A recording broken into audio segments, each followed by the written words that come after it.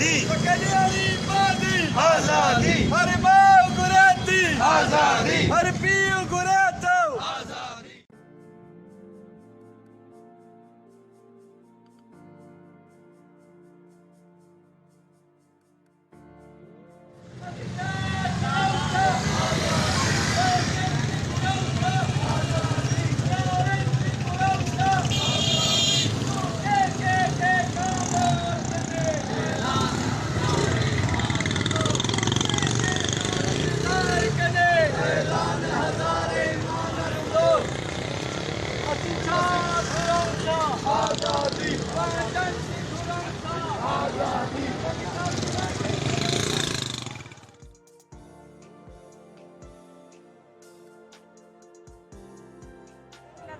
धरना के सभा के उसमें लेकिन फिर भी हमें नहीं सुना गया।